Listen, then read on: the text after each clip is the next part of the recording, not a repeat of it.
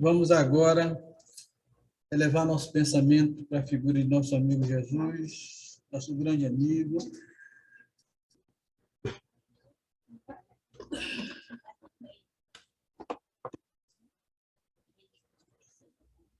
Mestre dos mestres, Rei dos reis, Príncipe da paz, verdadeiro pastor, caminho, verdade e vida. Eu acredito que a maneira que Jesus mais gosta de ser chamado seria caminho, verdade e vida. Porque ninguém vai ao Pai senão pelas palavras dele, pelo Evangelho que ele deixou para nós. Assim, Jesus, rogamos pelos que se encontram em guerra, que haja paz por todo o planeta e desapareçam todas as guerras, que precisamos de paz para progredir, para nos espiritualizar, enfim, para seguirmos em frente, precisamos de paz. Tende compaixão, Jesus. Os que se encontram nos hospitais, especialmente nossa irmã Lia, Maria das Graças, que ainda se encontra internada, e Jesus, os seus mensageiros misericordiosos, estejam sempre ao lado dela, confortando-a pela gravidade da doença e, através dos seus fluidos de saúde, que ela possa beber no rio da saúde cósmica, que é capaz de curá-la completamente. E também esquecer encontro das marquises das ruas, nas UPAs, nas emergências dos hospitais, que a misericórdia divina se faça sobre todas as pessoas que estão sofrendo, para que todas elas sejam beneficiadas e suas pisaduras, seus sofrimentos sejam reduzidos. Também o esposo de Dona Ângela, que Jesus tenha compaixão dele, possa aliviar os seus sofrimentos. Rogamos também aos bons espíritos mensageiros de Jesus, aos irmãos que fazem parte dessa corte imensa, desse exército imenso que cerca nosso Senhor Jesus Cristo, um exército luminoso, cheio de caridade, de amor, de bondade, de justiça, de misericórdia. Que esses mensageiros de Deus possam magnetizar a água colocada neste recinto com esta finalidade, para que esta água adquira propriedades especiais. E assim como aconteceu nas bodas de Caná, quando a água transformou-se no melhor dos vinhos, que pelo vosso poder, Jesus, esta água mude, transforme-se em tônico energético, capaz de revitalizar todas as células de nosso organismo. Medicamento eficaz contra todas as doenças do corpo e da alma, e assim seja. Levantamos os olhos para vós, e nos sentimos fortificados. Sós a nossa força, não nos abandoneis, ó meu Deus, esmaga-nos o peso das nossas iniquidades, ajudai-nos. Conhecendo as fraquezas da nossa carne, não afastei de nós as vossas preciosas vistas. Somos fracos, mas o vosso amor nos sustentará. Somos devorados por uma sede ardente. Fazei jorrar a fonte de água pura e cristalina da verdade e do bem, que ficaremos saciados. Que a nossa boca não se abra para murmurar contra os aborrecimentos e as aflições do dia a dia, mas sim bondade, para cantar os vossos louvores. Porque só vós sois bom, só vós sois justo e nos perdoas. Sois o fim, sois o objetivo das nossas existências. Bendito e louvado seja o vosso santo nome, e assim seja. Em nome de Deus, em nome de Jesus, quando foi iniciada a reunião de estudo da noite. Viva Jesus. Deus está presente.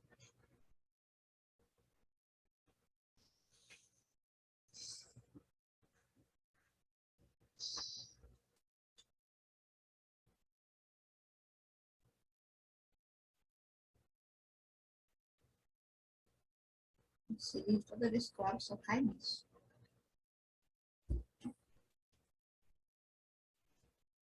múltiplas escolhas. Poesia de Mateus 8:32. O espírito, a todo momento, é instado a fazer escolhas. Sobretudo, tem de decidir entre alternativas múltiplas. Aparentemente, pensava que deveria escolher entre o bem e o mal. Hoje já percebe que dispõe de muitas possibilidades de escolhas, pois a vida não se resume em apenas duas opções. Sua mente foi condicionada a pensar que só poderia ir por um dos caminhos proposto pelas filosofias e doutrinas religiosas. Com os avanços de seus estudos científicos, descobriu que o universo antideterminístico é probabilístico e isso lhe deu maior margem de escolhas, considerando a incrível diversidade de fenômenos existentes. A linearidade de seu antigo modo de pensar está gradativamente sendo substituída pelo caráter intuitivo da formação de suas ideias. Novos conhecimentos têm lhe mostrado que bem e mal são ideias representativas de imagens de polaridades arquetípicas, presentes em seu inconsciente, que foram úteis em seu processo de iniciação para a vida espiritual adulta. Suas escolhas, permeadas pelo medo de punições divinas, agora são feitas sabendo das consequências e assumindo as responsabilidades inerentes às decisões tomadas. O ser humano tem aprendido que viver é arriscar-se a um distinto tecido por ele mesmo, na qual não cabe mais punições ou criações fantasiosas de entidades demoníacas a lhe cobrar sofrimentos. Vem descobrindo que esteve por muito tempo à mercê da ignorância a respeito da divindade, motivando o processo de autopunição cruel, sem respaldo na atualidade de seu saber. Felizmente, está acordado para sua maturidade, não mais permitindo que a culpa se instale em sua mente, nem conduza a seu destino. Está se libertando da tutela religiosa que o escravizava e determinava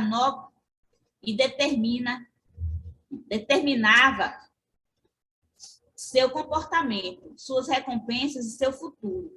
Cabe-lhe agora ser o protagonista da sua história, saindo dos bastidores e indo para o palco, deixando de lado seu complexo de inferioridade e assumindo sua condição de legítimo e natural herdeiro do universo. Suas escolhas obedecerão o princípio da consciência de sua imortalidade, da busca pela afetividade e do trabalho como único meio de alcançar sua felicidade. Cada vez mais, suas escolhas lhe mostrarão que seu caminho para a autodeterminação é a liberdade com responsabilidade. Sua estrada será de luz e seu farol é o amor que consegui oferecer no percurso, quando contracenar com seus semelhantes. Uhum.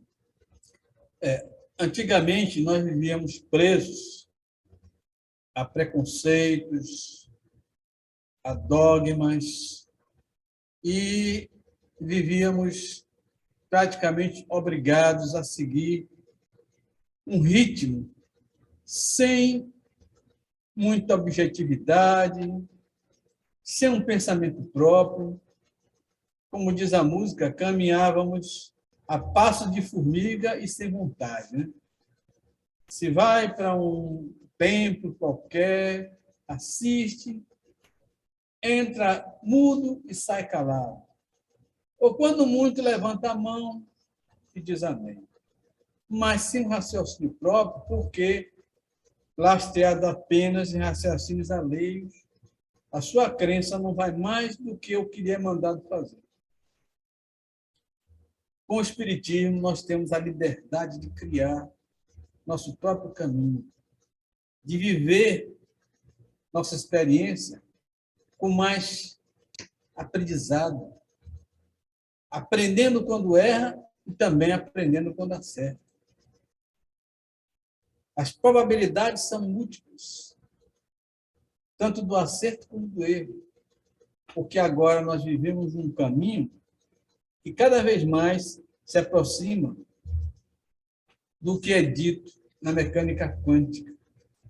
Você tem a chance de acertar e tem a chance de errar. Pode estar, em um determinado momento, fazendo a coisa certa e pode estar, em determinado momento, fazendo a coisa errada. A probabilidade existe tanto de erro como de acerto. Cabe a você decidir para que lado você vai, para que rumo você vai. Mas não mais ficar atrelado a ideias preconceituosas e a dogmas de qualquer tipo. Você agora é senhor do seu destino, é livre para decidir o bem ou o mal em qualquer circunstância. Atitude correta e atitude incorreta em qualquer circunstância. E sofrer também as consequências dos seus atos. É a chamada liberdade com responsabilidade que o Espiritismo nos ensina. Todos somos livres para fazer qualquer coisa, como dizia Jesus. Que a liberdade é uma virtude que nós devemos cultivar sempre pensando no amanhã. Jesus nos dizia sempre que o bom caminho, o caminho do acerto, está de acordo com as leis cósmicas, que ele mesmo ensinou no Sermão da Montanha. E depende de nós cairmos e corrermos no erro ou no acerto, se nós quisermos, de fato, crescer espiritualmente, seguir o caminho do acerto. Se não dermos importância ao progresso espiritual, aí poderemos continuar marcando passo aqui na Terra. Ele nos ensinou o quê? Ama teu próximo como a ti mesmo. Perdoa não 7 vezes, mas 70 vezes 7 vezes. Busca sempre o caminho do bem e do acerto. Honra teu pai, honra tua mãe. Não te portes inconvenientemente. Não te perturbes, não te magoes, não te deixes perturbar pela maldade alheia. Não resistas ao mal, mas vence o mal com o bem. São conselhos de Jesus, né? E nós, se seguirmos essas orientações, dificilmente incorreremos em grandes erros. Até porque, em nosso caminho, teremos sempre que escolher ou o acerto ou o erro. E o do acerto vai estar sempre presente, embora o caminho do erro seja mais atraente, né? Mas o acerto, mesmo com dificuldades, mesmo com sofrimentos, é o mais adequado para o nosso crescimento espiritual. E a palavra está falando a todos vocês. É interessante, diante das infinitas possibilidades que a gente tem de ação, eu penso que uma forma da gente talvez tentar reduzir toda essa possibilidade, inclusive de risco de errar inúmeras vezes e de acertar também, mas ser nesse próprio processo, um processo de tentativa e erro, eu acho que se a gente tentar se lembrar da nossa essência, né, enquanto seres, enquanto criaturas divinas, né, se a gente conseguir estar alinhado a essa frequência, a esse auto-reconhecer-se, isso pode nos economizar tantas ações que podem gerar malefícios para a nossa evolução. Então, eu penso que quanto mais a gente tiver essa consciência cósmica de sermos parte do todo, né, a gente naturalmente vai estar alinhado com práticas do bem. Nós temos aí o conhecimento de que Deus opera através de todos nós e que Ele nos criou para servir o seu grande plano da criação. Ele incessantemente cria. O seu fluido cósmico que ele envia por toda parte serve de manutenção de tudo aquilo que foi criado por ele, inclusive nós mesmos, né? E, com isto, se nós dermos ouvidos ao lado bom de nossa consciência, que nos aconselha sempre o que é certo, Porque já falamos aqui em outras ocasiões que nossa consciência é a presença de Deus em nós. Então, vamos ouvir nossa consciência. A cada ato nosso, passemos o critério da nossa consciência naquele ato. E vamos seguir o que ela nos disser. Nunca erraremos, por quê? Porque a consciência é Deus em nós. Dificilmente nós vamos errar seguindo a nossa consciência. A palavra continua confiável.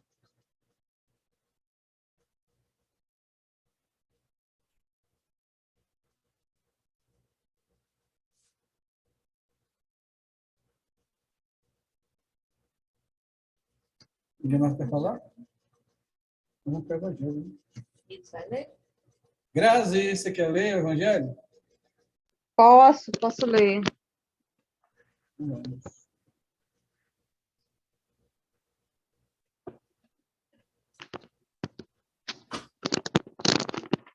A cólera.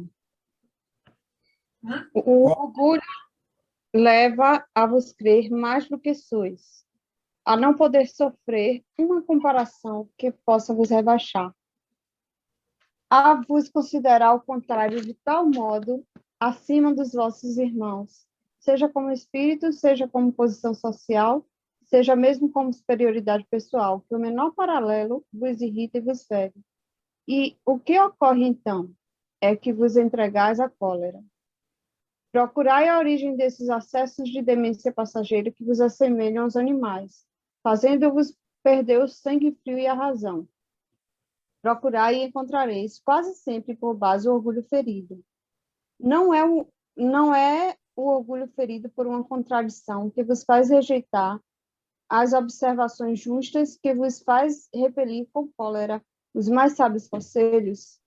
As próprias impaciências que causam as contrariedades, frequentemente pueris, se prendem à importância de que se atribui à própria personalidade, diante da qual se crê que tudo deve se dobrar. Em seu frenesi, o homem colérico ataca tudo, a natureza bruta, os objetos inanimados, que quebra, porque não lhe obedecem. Se nesses momentos pudesse se ver com sangue frio, teria medo de si, ou se acharia bem ridículo. Que julgue por aí a impressão que deve produzir sobre os outros. Quando não fosse senão por respeito a si mesmo, deveria se esforçar por vencer uma tendência que faz dele objeto de piedade. Se imaginasse que a cólera não resolve nada, altera sua saúde, comprometendo mesmo sua vida, veria que é sua primeira vítima. Mas uma outra consideração deveria, sobretudo, deter o pensamento de que torna infeliz todos aqueles que o cercam. Se tem coração, não é o remorso para ele fazer sofrer os seres que mais ama? E que desgosto mortal se num acesso desatinado cometesse um ato de que tivesse que se censurar por toda a sua vida. Em suma, a cólera não exclui certas qualidades do coração, mas impede de fazer muito bem, o que pode levar a fazer muito mal. Isso deve bastar para motivar esforços para o dominar. O espírita, por outro lado, é solicitado por um outro motivo. Ela é contrária à caridade e à humildade cristã. Um espírito protetor, Bordeaux, 1863. Continua a ler? Segundo a ideia muito fácil de que não pode reformar sua própria natureza, o homem se crê dispensado de se esforçar para se corrigir dos defeitos, nos quais se compraz voluntariamente, o que exigiram muita perseverança. É assim, por exemplo, que o homem inclinado à cólera se desculpa quase sempre com seu temperamento. Antes de se considerar culpado, ele reputa a falta ao seu organismo, acusando assim Deus de suas próprias faltas. É ainda uma consequência do orgulho que se encontra misturado a todas suas imperfeições. Sem contradita, há temperamentos que se prestam mais do que outros aos atos violentos, como há músculos mais flexíveis que se prestam melhor para os torneios de força. Mas não creiais que aí esteja a causa primeira da cólera, e estejais persuadidos de que um espírito pacífico, mesmo num corpo bilioso, será sempre pacífico, e que um espírito violento num corpo linfático, por isso, não será mais brando. Somente a violência tomará um outro caráter. Não havendo um organismo próprio para secundar sua violência, a cólera será concentrada e, no outro caso, será expansiva. O corpo não dá mais a cólera àquele que não a tem, como não dá aos outros vícios. Todas as virtudes e todos os vícios são inerentes ao espírito. Sem isso, onde estaria o mérito e a responsabilidade? O homem que é disforme não pode se tornar perfeito, porque o espírito nada tem com isso, mas pode modificar o que é do espírito quando tem uma vontade firme. A experiência não vos prova, espíritas, até onde pode ir o poder da vontade, pelas transformações verdadeiras, miraculosas que vedes se operar? Dizei-vos, pois, que o homem não permanece vicioso, senão porque quer permanecer vicioso. Mas aquele que quer se corrigir sempre o pode. De outra forma, a lei do progresso não existiria para o homem. Hahnemann, Paris, 1863. A cólera, no mais das vezes, é fruto do egoísmo. E se a pessoa colérica pensasse nas pessoas que estão sofrendo a sua fúria, ele não seria colérico. Ele encheria a boca de água, como já foi falado aqui na reunião, e pensaria 10 vezes antes de proferir uma palavra de ira, uma palavra de falta de raciocínio, uma palavra de violência, enfim, não tomaria atitudes de um colérico, porque pensaria nos outros também, nas consequências das suas palavras. A pessoa movida de cólera, normalmente também pressupomos que seja uma pessoa atingida pela falta de humildade, ou se achasse superior, ou se achasse digno de que na realidade não é, por achar que é o único dono da verdade, ou por se achar acima da pessoa que está ali para receber sua cólera, para receber suas palavras de ira, ou mesmo suas atitudes. Porque muitas vezes a cólera não se traduz por palavras, mas por atitudes. É o caso de uma pessoa que passou 20, 30, 40 anos sendo cumpridor dos seus deveres, sendo digno, sendo religioso para com Deus, mas em um determinado momento em que ele se acha desafiado, porque ele se torne uma pessoa injustamente atingido, ou melhor, que ele acha sendo justamente atingido por determinado acontecimento, ou porque não se satisfaz aquilo que ele desejaria fazer. Ele queria uma coisa que ele pensa que é possível, mas que não é possível. Porque ele deseja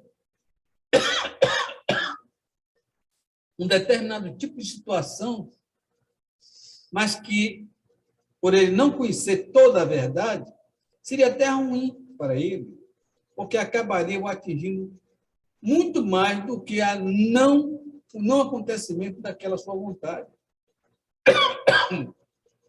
Mas então o homem se torna colérico, vingativo, quer que alguém pague pela sua frustração, porque não se satisfez da sua vontade, porque não se fez o que ele queria que fizesse. E então ele parte para se despicar, para se vingar daquele que chega na sua frente, sempre inocente dos seus problemas. Porque quem ouve a ira do colérico, quem sente a força do seu rancor, mais das vezes não merece. E ele desabafa, vamos dizer assim, como muita gente, desabafa em cima de um pobre coitado, de uma pobre coitada, que nada tem a ver com o verdadeiro motivo do seu furor, que é o orgulho abatido, a vaidade abatida e o não atendimento daquilo que ele achava que merecia ter e que não teve. Para esta pessoa, só o tempo é que pode fazer com que ele pense, raciocine, entenda que foi a sua ignorância das coisas que fez com que ele passasse por aquela situação e quantos inocentes foram atingidos pela sua ira, pela sua cólera, pelo seu furor, quando, na verdade, somente ele era o próprio culpado, era o único culpado de tudo quanto lhe aconteceu, de tudo quanto ele passou e que gerou aquela ira, aquela cólera. A palavra está falando que era tudo isso. Fazendo uma referência, eu achei interessante aí o texto, porque eu entendi que ele fez uma referência à primeira leitura, que é a questão das possibilidades, né, que a gente tem, e de transformar as possibilidades em situações boas ou não tão boas. E aí vem a leitura seguinte, que faz menção à manifestação de ações coléricas, natureza coléricas, né, que parecem não, mas que é a manifestação própria do não reconhecimento enquanto ser divino, né? Justamente a utilização desses comportamentos, ou comportamentos não diria, mas a incorporação, né, desses pensamentos de autossuficiência, e aí pode se travestir pode conotar egoísmo, vaidade, quaisquer outros sentimentos, né, que talvez seja o esquecimento temporário do nosso não pertencimento ao todo e ao divino. Né? E tem uma coisa também que acontece aí, que nós não falamos, que é a questão de sufocar a consciência quando faz isso. Para poder a pessoa entrar em cólera e ira e extravasar aquilo ali, ele está brecando a consciência, ele está tolindo a consciência, ele está criando uma barreira para que a consciência dele não se manifeste. É como muita gente diz, a pessoa é possuída do espírito violento, de um espírito egoístico, de um espírito desarmonioso. E naquele momento ele sufoca a consciência lá dentro. Não deixa Deus falar por ele. Não deixa Deus falar à consciência dele. E faz com que outras pessoas sofram, que outras pessoas passem por situações humilhantes, situações que podem gerar conflito pessoal para aquela pessoa, né? Apenas porque ele se achava uma coisa que na realidade ele não era, porque ele se achava ter um poder que na realidade ele não tinha, ou ter uma força que ele na verdade não tinha. Enfim, quase sempre a frustração de uma pessoa que se achava mais do que aquilo que era. Porque quando a pessoa tem realmente uma força, um poder, ela é humilde. Ela não se torna colérica. Ela só se torna colérica quando ela acha que é mais do que aquilo que é. Porque aí ela consegue tampar a consciência e extravasar a sua fúria. É a palavra continua tranquila.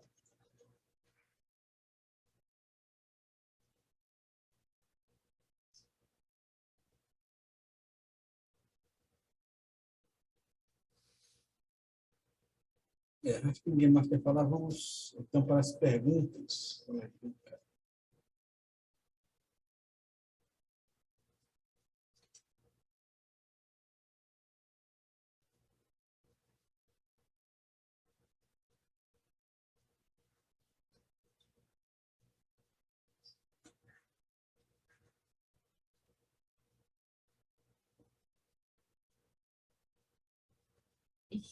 Agora estava chutando um lugar marcado. O homem conserva em suas novas existências os traços do caráter moral de suas existências anteriores? Sim, isso pode acontecer, mas em se melhorando, ele muda. Sua posição social pode também não ser a mesma. Se de senhor passa a escravo, seus gostos serão diferentes e terríveis, dificuldades em reconhecê-los, sendo o mesmo Espírito nas diversas encarnações, suas manifestações pode ter de uma a outra certas analogias modificadas, todavia, pelos costumes da sua nova posição, até que um aperfeiçoamento notável venha a mudar completamente seu caráter. De orgulhoso e mau, pode tornar-se humilde e humano, se aprendeu. E aí nós vemos a grandeza da misericórdia divina, que dá a todos nós a oportunidade de nos tornarmos uma nova pessoa. Assim é que Judas Iscariotes, que na encarnação com Cristo cometeu a mais terrível das traições contra um ser divino, que era Jesus, um ser, o espírito, o mais alto espírito que já passou pelo planeta Terra, que construiu a própria Terra. Então, pelo caráter e pela qualidade da pessoa que era Jesus, a traição de Judas ficou marcada por toda a humanidade.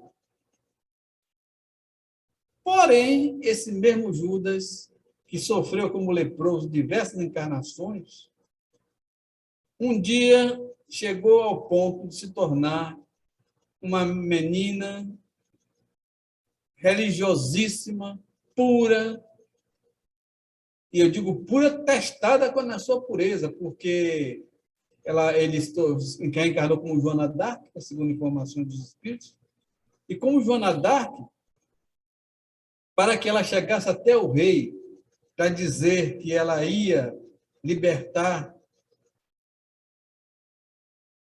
a França do domínio inglês, que já estava acontecendo, ela tinha que ser testada pelas freiras em sua pureza, ou seja, tinha que realmente ser totalmente virgem. E as freiras a examinaram criteriosamente e autenticaram a sua virgindade. Essa menina virgem, sem nenhuma experiência militar, tomou conta de um exército de homens desanimados, apáticos, mas que, quando ela lançou a sua palavra de incentivo, todos eles se sentiram motivados e não perdeu uma só batalha contra os ingleses. Os ingleses tiveram que recuar, tiveram que ceder uma cidade que já tinham dominado, e, a partir daí, só derrota, só derrota. E se não fosse ela ser traída, e aí vocês viram o que é a coisa, né? Quem trair vai ser traído. Uma população que morava no limite da França, que convidou ela para apoiar, mas, na verdade, aquilo era uma cilada, em que pegaram ela e entregaram aos ingleses, traindo, assim, a própria França, traindo a confiança dela. Mesmo assim, enquanto ela era queimada e os seus algozes perguntam a ela: o seu Jesus não te ensinou mais nada além de sofrer? Ela fez: me ensinou sim, me ensinou a te amar. Então, veja a mudança da água para o vinho ocorrida com o espírito de Judas, que agora era um mártir e, mesmo traído pelos seus, perdoava até os seus algozes. Repare como mudou da água para o vinho aquele espírito. É assim que Deus nos enxerga. Por isso que muitas vezes nós dizemos: meu Deus, mas homem tão perverso, que fez tanta coisa, e nada lhe acontece, nenhuma gripe ele não tem. Mas Deus enxerga aquele ser não pelo que ele está fazendo agora, mas pelo que ele deverá fazer no futuro. Porque Deus vê nele o potencial. Deus vê nele o quê? O DNA divino que está dentro dele, que vai ter que se sobressair, porque a lei do progresso é correta, é perfeita e é única. Ele vai progredir. E o mal de hoje pode ser o santo de amanhã. E a palavra continua franqueada a todos vocês. a lei de causa e efeito, né? Você vê, né? Ele Traído miseravelmente, porque ela estava ganhando todas as batalhas. Aí um grupo de uns 100 homens apenas resolveu seguir ela nesse convite que ela recebeu de um pessoal que morava já nos fins da França. Né? A essas alturas, o rei também traiu ela. Por quê? Porque o rei Carlos V, que era esse rei, era um rei fraco. E ele próprio estava incomodado por ela ser uma mulher e estar ganhando tudo. E ele era um rei e não ganhava merda nenhuma. Só ganhava apenas o fato de ser rei. Né? Mas ele era um rei fraco. E aí, se ele que tivesse protegido ela, né, mandado o exército com ela, vai para lá, então manda o exército inteiro. Aí ela não teria sido pega, né? Mas não, ele deixa eu fazer o que quiser aí, eu não estou nem aí. Não estou nem aí por resto. Ela, coitadinha, achando que Deus estava com ela sempre, e não, olha aí, a presunção muitas vezes leva a gente para o errado. Né? Só 100 homens foram com ela, porque aquele mais próximo dela, né? Não foram suficiente para o pessoal que está esperando por ela de tocar. Né?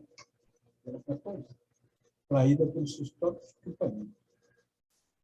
Mas nunca desistiu da fé, nunca traiu Jesus, nunca traiu, ou melhor, traiu no passado, mas não no presente. Né?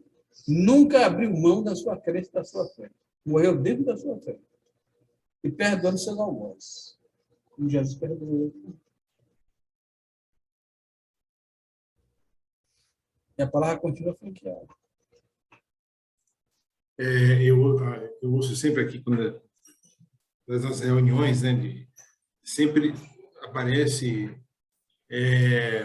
a assertiva de que o universo, Deus, né, ele não é injusto, o universo é extremamente justo, né, em todas as suas medidas. E aí me vem a reflexão que esses personagens que aparecem, os personagens bíblicos, né, que aparecem nas histórias com Jesus, atuando aí direto ou indiretamente, esses que praticaram maldades, né, de determinada intensidade, eles têm a oportunidade e se mostram potencialmente, né, como se fosse uma força do sentido contrário com a mesma intensidade, ou seja, eles se tornam tão bons quanto era a mesma intensidade da maldade que praticavam, né? E é isso que me chama a atenção, né? O senhor comentou sobre a Joana d'Arc, né? O que era o Judas e o que foi feito depois, né? Dá a impressão, assim, foi a ideia que veio aqui para mim, a impressão de que a coisa justa está justamente nisso, na intensidade, né? Que é a mesma, só que na força contrária, que é do bem. É legal. A gente vê um Chico Xavier e vê assim, tão bonzinho, tão... Vai olhar o passado dele, o plano espiritual. Isso só diz respeito a ele mesmo, mas a gente comenta assim, né? Tem um amigo dele, que ele gostava muito, com quem ele conversava diversas vezes. E esse amigo dele soltou uma que eu não sei se é verdadeira, né? Mas que diz que Franciscano Xavier teve uma encarnação em um planeta que foi destruído por uma catástrofe nuclear. E adivinha quem foi o general que comandou essa catástrofe? Diz ele, né? Foi Chico Xavier. Teria sido esse general que comandou uma bomba atômica no planeta deles, que destruiu o planeta deles. Uma guerra atômica, destruiu o planeta deles.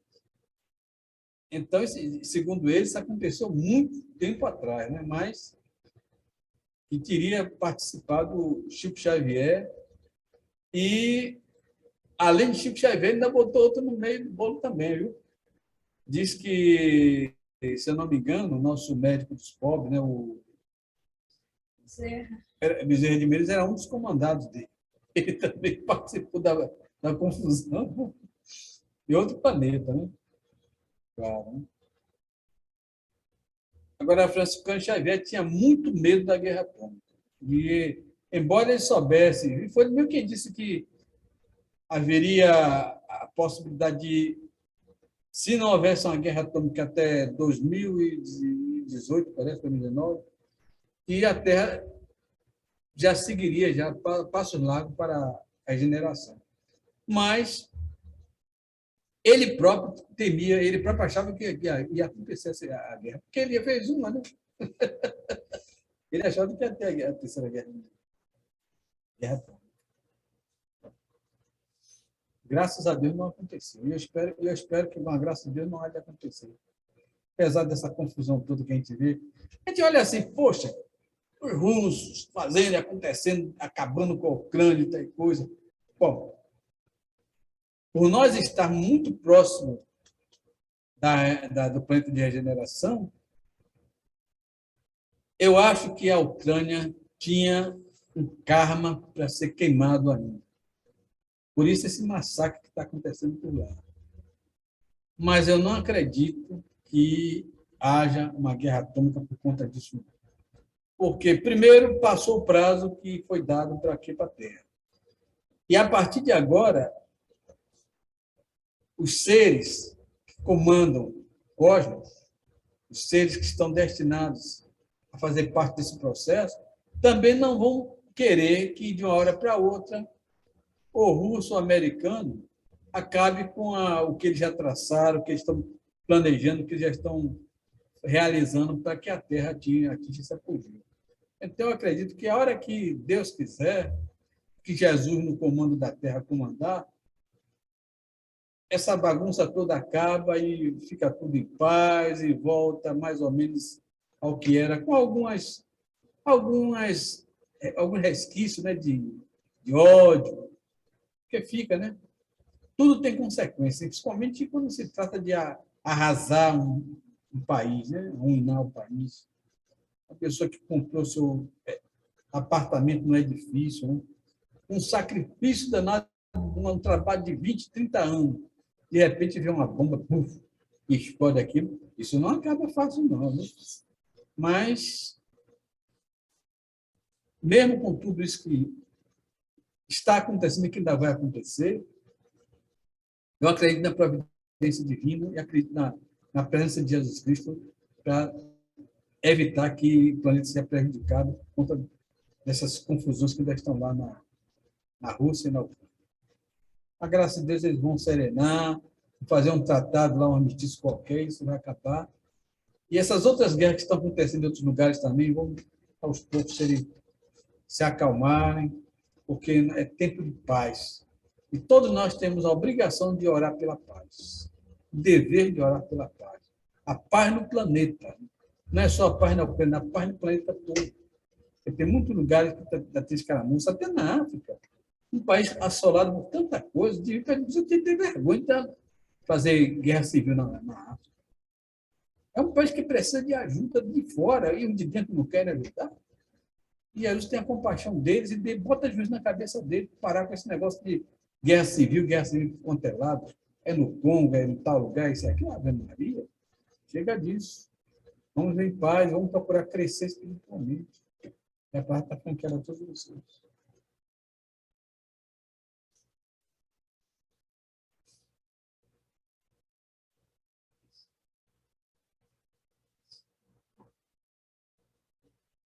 O homem, em suas diferentes encarnações, conserva os traços do caráter físico das existências anteriores.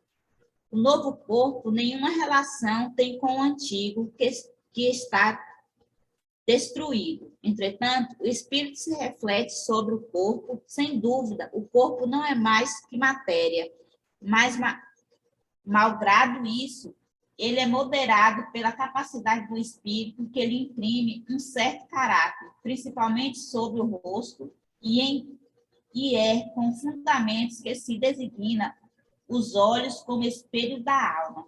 Quer dizer que o rosto mais particularmente reflete a alma. Por isso, uma pessoa excessivamente feia,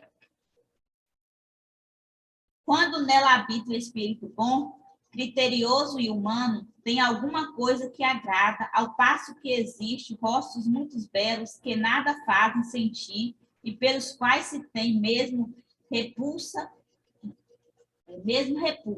poderias crer que só os corpos bem feitos servem de envoltório aos espíritos mais perfeitos, embora encontre todos os dias homens de bem sob aparências difformes, sem haver uma semelhança pronunciada, a similitude de gostos e de pendores pode, pois, dar o que se chama um ar de família. O corpo que reveste a alma, numa nova encarnação, não tendo nenhuma relação necessária com o corpo que ela deixou, uma vez que pode ele ter tido uma procedência muito diferente, seria absurdo admitir ser uma sucessão de existências com uma semelhança física que não é senão fortuita. Entretanto, as qualidades do espírito modificam, muitas vezes, os órgãos que servem à sua manifestação e imprime sobre o rosto e mesmo ao conjunto de maneiras um cunho especial. É assim que, sobre um envoltório mais humilde, pode-se encontrar expressões de um grande senhor, vence às vezes as expressões de baixezas e da ignomia. Certas pessoas sábias, das posições mais obscuras, adquirem, sem esforço, os hábitos e as maneiras da sociedade. Parece que elas reencontram seu ambiente, ao passo que outras, malgrado o seu berço e a sua educação, estão sempre deslocadas nesse meio. Como explicar esse fato, senão como um reflexo do que foi o espírito? Só me falava sobre os hábitos do seu irmão, que eu conhecia ainda em vida. Ele faleceu um pouco depois que estávamos casando, né? E que ele era um gentleman na mesa, porque eu sou mal educado pra caramba na mesa. Mas só me falava que ele se comportava na mesa de tal maneira que parecia uma pessoa fina e educada. Não é isso, só? Muito educada. E é uma pessoa simples, humilde, que exercia uma função humilde, mas na mesa ele se portava como um cavalheiro. E assim, é reflexo de encarnações anteriores, né? Porque tudo isso faz parte, né? A maneira da gente se portar e tudo, reflexo de encarnações. Quer dizer, é o espírito se mostrando, mas não a semelhança física. A semelhança física é mais com os parentes, e raramente em casos assim, em que a pessoa encarna muito próximo da morte, pode ter um traço assim que revele assim, qualquer coisa da encarnação anterior. Assim como traz marcas que significam perfurações de bala ou lesões cardíacas, pode ter sido lesão de bala também. E também pode trazer traços da encarnação anterior. Já temos visto, inclusive, fotografias de pessoas que disseram ser determinadas outras pessoas, e quando se compara as duas, tem uma certa semelhança assim. A leitura do Evangelho aí diz que não há essa necessária semelhança, né? Porque o Espírito não tem nada a ver, o corpo não tem nada a ver com o que o Espírito trouxe. Ele não se modela às feições que o Espírito trouxe de antigamente, até porque, não esqueça que o Espírito sofre processo de encolhimento, né? Para reencarnar. E as pessoas antigas vão tudo no lixo aí, porque a pessoa encolhe para adquirir o corpo de um feto, né? Agora, pode ser que, quando a encarnação está muito próxima, talvez, o próprio espírito modele o perispírito um pouquinho, mas não vai ser uma semelhança perfeita, né? Vai ser um traço ou outro assim que lembre aquela pessoa antiga. E a palavra continua franqueada a vocês.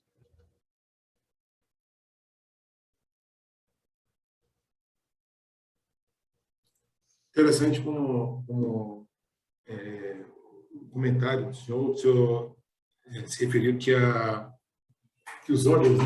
Os olhos são o reflexo da alma, que a gente imagina no corpo, né? No corpo inteiro podem surgir marcas, né? Mas nos olhos é difícil esse tipo de coisa, né? A não ser que nasça realmente uma visão totalmente prejudicada, mas se isso não ocorrer, realmente os olhos eles são atuam como se fosse um espelho, né? É bem interessante. A bondade da pessoa se reflete nos olhos, assim como a maldade também. Né? Se os seus olhos são puros, todo o seu corpo será luminoso. Mas se os seus olhos são trevas, quão densas são as trevas. Né? A pessoa má tem no olhar aquela projeção magnética negativa. Tem pessoas que, até mesmo a presença, os causa repulsa, né? E a gente tenta até evitar para não machucar a pessoa, mas sente, assim, uma negatividade da pessoa. Né? Já outras, a gente só falta até chorar de ver que a pessoa transfunde amor, transfunde espiritualidade, né? E assim por diante, né? Essas coisas são verdadeiras. Agora, fisicamente, não é obrigatório a pessoa trazer imagem do passado, só mesmo pela vibração, né? Só mesmo, como você mesmo disse, né? Pelos olhos, pela maneira como uma pessoa vibra, é que a gente pode ter essa ou aquela noção de uma pessoa do passado. Já para continuar fronteando.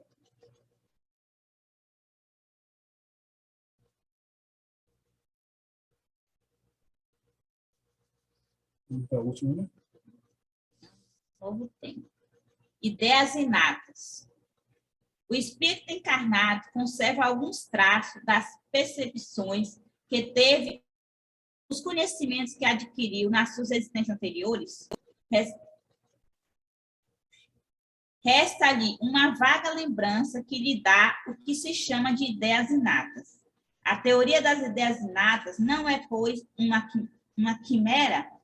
Não. Os conhecimentos adquiridos em cada existência não se perdem. Libertado da matéria, o espírito os conserva. Durante a encarnação, ele pode esquecê-los em parte, momentaneamente, mas a intuição que deles guarda ajuda ao seu adiantamento. Sem isso, deveria sempre recomeçar. O espírito parte em cada nova existência do ponto em que chegou na existência anterior. Deve haver, assim, uma grande conexão entre duas existências sucessivas?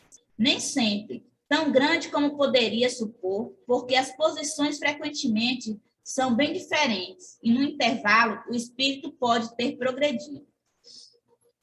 Quando ela fala essa pergunta, eu me lembro daquelas criancinhas de 3 anos, 4 anos, que toca piano maravilhosamente bem, e músicas clássicas, que são músicas difíceis, né? Outro no violão, e crianças que são capazes de tocar até objetos grandes, né? Instrumentos grandes, que chega até ficar do tamanho dele, e a gente fica besta olhando aqui, é uma criança de 4 anos, 7, a minha é mesmo 7 anos, né? 7 anos a pessoa já adquiriu a consciência mais ou menos, né? Mas ainda traz um pouquinho do passado, né?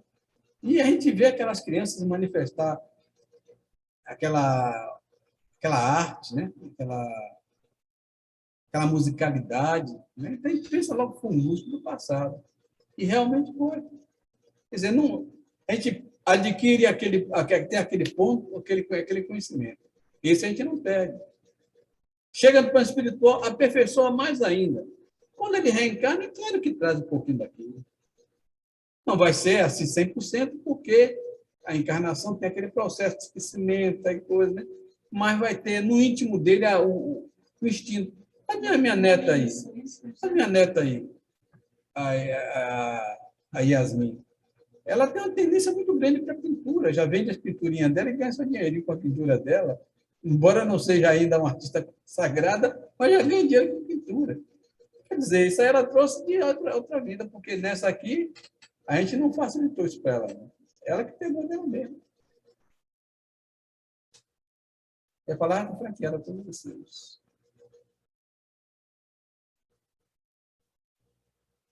É o desenvolvimento da habilidade, né? Que é interessante. O espírito, que chamou de ideias inatas, eu penso que é a habilidade manifesta e registrada no espírito, né? Que pode vir a se manifestar em momento a posteriori, né? No momento futuro, em qualquer situação. Verdade. A gente prossegue de onde parou, né? Mas não regride. Só para mim. Não tem regressão. Os espíritos muito maus, muito perversos, muito vingativos, o que ele conhece até aqui fica nele. Mesmo que ele vá para um planeta inferior, um planeta que esteja na Idade da Pedra, qualquer coisa, ele não perde aquilo que ele ganhou aqui, não.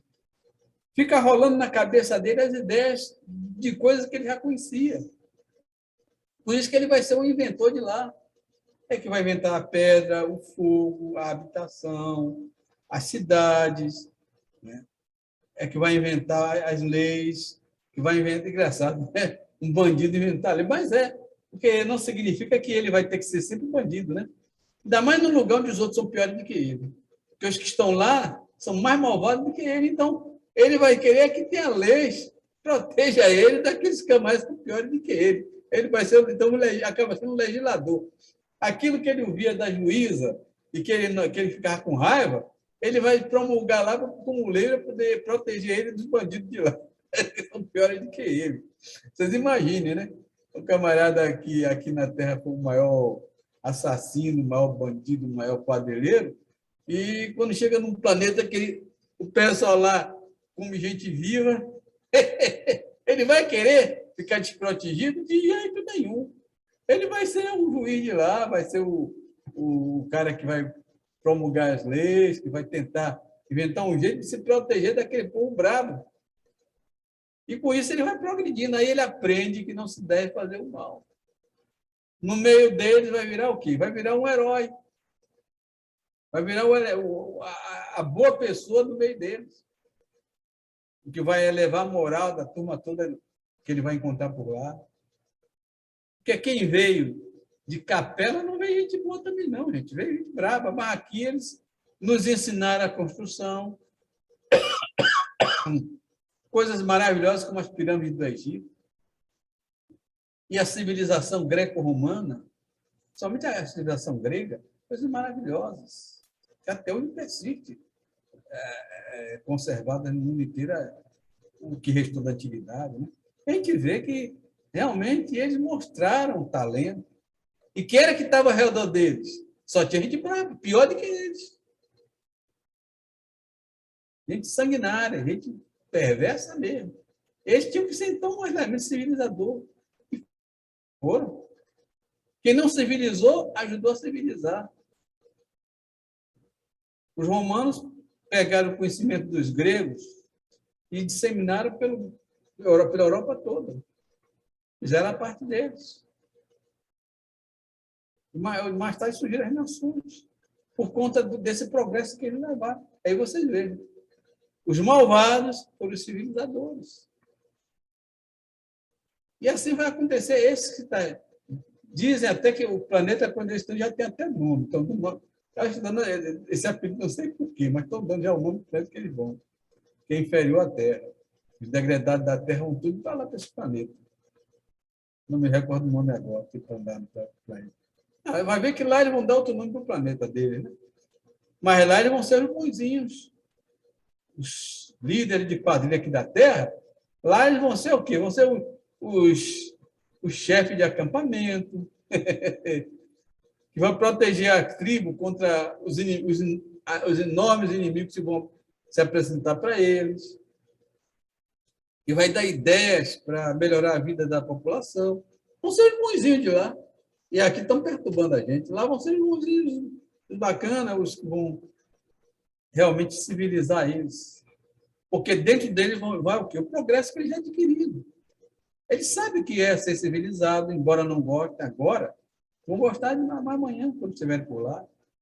Embora eles explodam bancos e façam a maior bagunça, lá eles vão ser os organizadores, porque não vão querer isso na porta da casa deles. Eles vão querer o quê? Vão querer paz, vão querer harmonia, vão se sacrificar pelos que estão ali ao redor deles. Porque todo mundo vai ser parente dele. Naquelas tribos, o pessoal era tudo aparentado. Quem estava xingando uma pessoa mais distante, no mínimo está xingando um conhecido daquele que está ouvindo o xingamento. Porque nessas tribos, o pessoal é tudo parentado. E a palavra está franqueada a vocês. Só fazer um comentário aqui a respeito da última pergunta, né, que foi feita aí, não me recordo, mas em relação com essa coisa do conhecimento adquirido em situações anteriores, né, seja encarnadas ou não. Eu estava pensando aqui que a gente deve ter muita possibilidade de desenvolver novas habilidades durante os períodos intermissivos, né, os períodos entre encarnações, né? Porque o período de encarnação é muito curto, né? Para a gente desenvolver habilidades, realmente, a gente vive muito pouco tempo. Estou falando no sentido não só de anos mesmo, mas a quantidade de horas que a gente fica acordado, né? E das coisas que a gente tem que fazer. Ainda tem que passar por prova e expiação, né? Que já são testes que já são aí a todo instante rolando, né? Fora isso, a gente tem que se preocupar em aprender. Aí eu estava pensando que realmente o período espiritual deve nos proporcionar uma possibilidade grande da gente aprender, desenvolver verdadeiramente novas habilidades. Está pensando, por exemplo, no caso do senhor, por exemplo, como médico, deve ter passado, talvez, um bom tempo no espiritual desenvolvendo essa habilidade, né? Eu passei muito tempo como guerreiro e eu tenho débitos, né? Que matei, né? É hora de traduzir sem curas e salvar a vida dos outros. Porque para compensar os que eu tirei a vida, né? Porque pelas informações que eu tive várias encarnações como guerreiro, né? Não sei em que guerras eu estive, mas na Segunda Guerra eu tive com certeza. No início, né? Porque quando eu estava para nascer, minha mãe tinha perdido 3 irmãos meus em sequência, né? Tanto que meu irmão é 6 anos mais velho do que eu. Aí, meu pai, que era médio de incorporação, inconsciente, era automático, ele manifestou-se por ele um indígena e disse à minha mãe que esse que está aí é desse povo que está guerreando, e ele veio para ficar. Exatamente no final da guerra eu nasci, em agosto. A guerra acabou em maio, eu nasci em agosto. Por que o outro pegou a pomba? Ainda disse que teve um que queria vir comigo, mas desfez lá de minha mãe. Seria um irmão gêmeo, né? Mas desfez. Então, eu tenho muito débito, né? Eu não sou fluxo cheio, não, minha gente. Agora eu estou dando graças a Deus que essa é uma boa oportunidade de eu me redimir. Né? E na próxima eu melhoro mais um pouquinho. Né? Nessa ainda tem uns detalhes para tirar, né? Mas na próxima, com a Deus, não vou ter mais tanto detalhe. Eu vou melhorar bastante. Só em não ter utilizado a arma já está de bom tamanho. Pois é, dessa vez eu cheguei a entrar no exército, mas pacificamente. Não, eu cheguei a utilizar arma para mais. Só acertei o quê? Madeira, né? Nos testes, né? Do projeto. Eu acertei a madeira. E era cada um fazendo a madeira que me tinha medo. 35 é uma parada. A cada buraco na madeira, buracão mesmo. A bicha, quando a gente atira, ela leva o braço da gente para trás. Coisa que dá. Aquela 45. Que é a arma do oficial, né? A 45. A do soldado é o falco, o fuzil. Pois é, mas essa encarnação eu só fiz mesmo ir lá, bater e voltar, né? Não fiquei. Engraçado, Cláudio, é que eu procurei emprego o que antes de entrar no exército e as portas me fechavam na cara, assim, sabe? Rapaz, era difícil eu conseguir emprego. O primeiro emprego que eu encontrei foi no exército. Foi o único que me abriu as portas. E é o mais difícil. Foi o que me abriu as portas. Por concurso. Inicialmente, eu entrei no exército como estagiário de medicina, né? Era estágio. Depois que eu entrei como oficial. Mas foi o primeiro dia que eu me foi no exército. Meu primeiro emprego, como estagiário. Interessante, né? Eles deram um teste bom, né? Disponibilizaram a arma de fogo e outra arma que é o bisturi, né? Se não cometeu besteira nenhuma, nenhuma das duas. Não me afastei do sangue, não. Do sangue eu não me afastei, não. Mas eu espero que não matei ninguém, né? Graças a Deus não matei ninguém, não. Mas tirei muito sangue de gente para curar, né? Tirei muito bala de gente, tirei pedaço de vidro de dedo de gente, anzol de dedo de gente, é um bocado de coisa, pequena cirurgia que eu fiz. Mas é assim, mas aos pouquinhos eu vou me livrando do passado e já me encaminhando para um outro futuro. E construindo o meu futuro, né? Porque todos nós fazemos assim. Com as atitudes do presente, construímos o futuro. O passado não importa muito. O passado é só passado mesmo. Quem vive de passado é museu. Né? Tem que pensar hoje e à frente. E a paz está franqueada para todos vocês. Se ninguém quer falar mais nada, então vamos encerrar nossa reunião de hoje. E agradecendo, Jesus, por tudo aquilo que foi dito e ouvido, e rogando, Jesus, que perdoe a nossa pouca capacidade para interpretar as vossas palavras, a vossa vontade, que nos ajude na próxima reunião a ser um pouquinho mais prolixo, um pouquinho mais nítido, mais claro, né? Traduzir melhor as palavras dos mentores, nos dê forças, portanto, para reproduzir melhor a verdade que pregaste durante tanto tempo. E rogando desse tempo de violência, Jesus, que proteja nossos lares e nossos familiares, afastando para longe de nós os ladrões, os bandidos, os perversos, os malvados encarnados e desencarnados. Sejam eles conduzidos para lugares distantes, Jesus, longe de nossos lares, longe de nossos familiares. Que se arrependam do mal que fizeram até agora e que retornem ao bem para que vós, Jesus, saiba. Que Deus não quer a morte do pecador, mas sim o seu arrependimento. Pai nosso que estás nos céus, santificado seja o vosso nome. Venha a nós o vosso reino, seja feita a vossa vontade, assim na terra como nos céus. O pão nosso de cada dia nos dai hoje, perdoa as nossas ofensas, assim como nós perdoamos a quem nos tem ofendido. E não nos deixes cair em novas tentações, mas livra-nos de todo mal, e assim seja. Em nome de Deus, em nome de Jesus, damos por encerrada a reunião de estudo da noite. Viva Jesus.